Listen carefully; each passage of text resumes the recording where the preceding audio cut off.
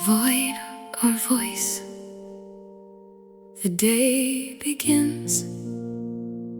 My body races, my mind's not far behind. Do this, now that, and don't forget the final finish line.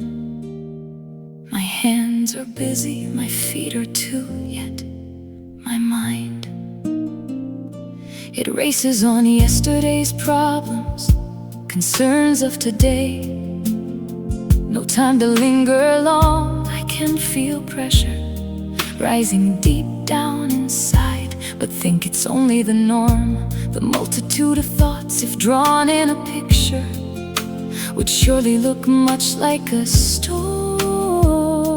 Thoughts of God then arise, but I barely notice. I dwell for a minute, then back to the moment. Do this, do that. What if, then what? Again it comes, a simple thought of God above. My hands then stop, my feet do too. My mind, it turns to God in love. Lord, my God, is that you calling, softly calling me? Is that your voice of love I hear, drawing me to thee? I love you too and need you, so I turn my eyes to you. Such perfection and power I see. Yes, I know, Lord God, you're ever true.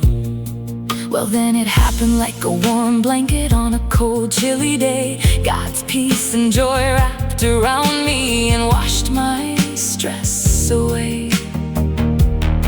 I lingered but a moment, then back to tasks of choice. But within me I took the question, how many times had I missed your voice? How many times in the storms of my mind, as unanswered questions abounded, did I fail to hear your still small voice as your mighty presence surrounded? I've heard since a child that all people have a built-in void deep inside, designed by and only filled by their Creator, the place where God is to abide. Is it simply a void, or is there much more? Is the void resting close to God's voice? The voice of God calling us in His great love, reminding us always that we have a choice. We know God calls sinners His mercy to find. Yes, we know that God fills that void, but what of the walk that goes on from there? As life's other voids are peace robbed, the void of unanswered questions, of loved ones that we have lost, the void of good health or provision, the void of peace on our job. When life's voids come along, as they always do, and our hearts are searching our minds, let us listen for His voice in the midst of a storm, as He calls us to come and die. He calls us to come and rest in Him. He calls us to trust and not fear. He calls us to let Him still the storms, knowing that He's ever near.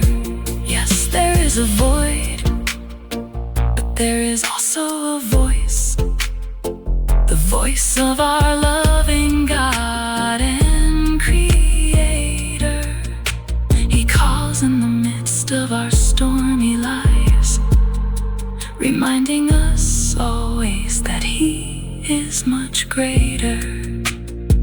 By Pamela Culbreath, February 15, 2014.